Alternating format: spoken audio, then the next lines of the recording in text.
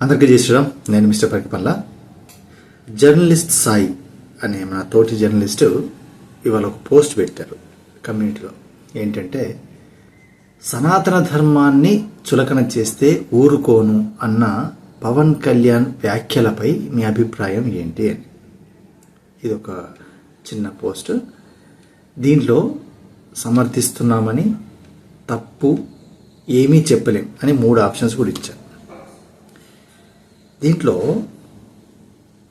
ఏమీ చెప్పలేం అనేదానికి 4% ఓట్లు పడ్డాయి. అంటే 4% మంది సనాతన ధర్మం అంటే ఏంటి అని తెలియకుండా బతుకుతున్నారు. ఇక సనాతన ధర్మాన్ని చులకన చేస్తే ఊరుకోను అనేది తప్పు అనే విధంగా 29% ఓటేశారు. తప్పు అని చెప్తున్నామంటే ఖచ్చితంగా నువ్వు సనాతన ధర్మ వ్యతిరేకివి. సో ఇలాంటి వాళ్ళు కూడా ఉన్నారు మన సొసైటీలో అని మీరు గుర్తుపెట్టుకోవాలి. ఎవరు? హిందువులు. సో సమర్థిస్తున్నాం అనేవాళ్ళు ఎంతమంది? 67% మంది. భారతదేశం అంటే హిందూ దేశం. ఇక్కడ అన్ని మతాలు గౌరవించబడుతున్నాయి. ఎవరి ప్రాముఖ్యత వాళ్ళకుంది. ఎవరికి వాళ్ళు స్వేచ్ఛగా బతుకుతున్నారు. మతాల గురించి చెప్తున్నాను. అయినా కూడా ఆతిథ్యం ఇచ్చిన దేశాన్నే కాలరాయడం, ఆతిథ్యం ఇచ్చిన ఈ సనాతన ధర్మాన్ని లేకుండా చేయడం అనేది చాలా పకడ్బందీగా ప్లానింగ్ జరుగుతుందని అర్థమవుతుంది కదా. ఇది అర్థం చేసుకోవాల్సింది ఎవరు? హిందువులే. సెక్యులర్గా ఉండడం అంటే అందరూ సమానమే అనుకోవాలి, అలా ఉండడం.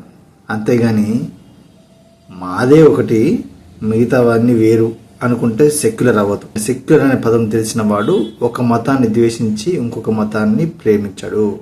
అన్ని మతాలని ప్రేమిస్తాడు. అందరూ బాగుండాలని కోరుకుంటాడు. ఎవడైనా మాదే గొప్ప, మా దేవుడే గొప్ప అని అంటే వాడు సెక్యులర్ కాదు. వాడొక విద్రోహి, వాడొక దేశద్రోహి, వాడొక జాతి ద్రోహి. ఇలాగా వీళ్ళందరి మధ్యలో మనం బతుకుతున్నాము. అయినా ఇంకా చాలామంది కళ్ళు తెరవట్లేదు అనేదాన్ని ఎంతమంది ఏకీభవిస్తారో ఏంటో మీరే డిస్కస్ చేసుకోండి. మీరే మీ అంతరాత్మతో పరిశీలించుకోండి. కానీ ఒకటి మాత్రం నిజం, సనాతన ధర్మం అనేది నువ్వు పుట్టక ముందు కొన్ని వేల కోట్ల సంవత్సరాల నుంచి ఉంది భూమి మీద.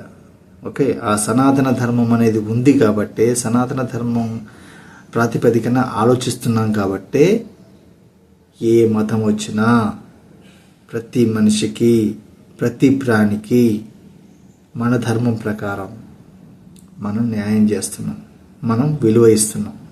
ఆ విలువ ఇచ్చేది, విలువ ఇవ్వాలని చెప్పేది కూడా సనాతన ధర్మమే.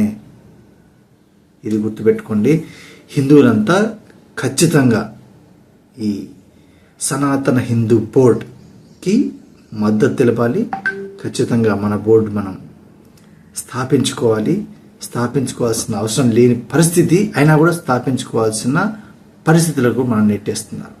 మన దేశంలో మన కోసం ఒక బోర్డు పెట్టుకోవాలి అని అంటే ఇది చాలా అవమానకరం. కాకపోతే పెట్టుకోవాల్సి వస్తుంది. ఎవరి వల్ల?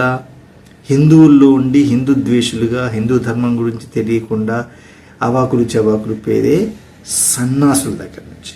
మన దేశం హిందూ దేశంగా బతకాలి అంటే, మన తరాలు, మన ముందు తరాలు సంతోషంగా బతకాలి అంటే ఖచ్చితంగా మనం మన సంస్కృతిని, సంప్రదాయాన్ని, ధర్మాలని పిల్లలకి చెప్పాలి. సొసైటీలో ఎక్కడ అవసరం వస్తే అక్కడ ఖచ్చితంగా ఎలుగెత్తి చాటాలి. ఇది హిందువుగా పుట్టిన మన ప్రతి ఒక్కరి ధర్మం. గుర్తుపెట్టుకోండి. ధర్మో రక్షతి రక్షితః, ధర్మహింస తదైవ చ. జై శ్రీరామ్.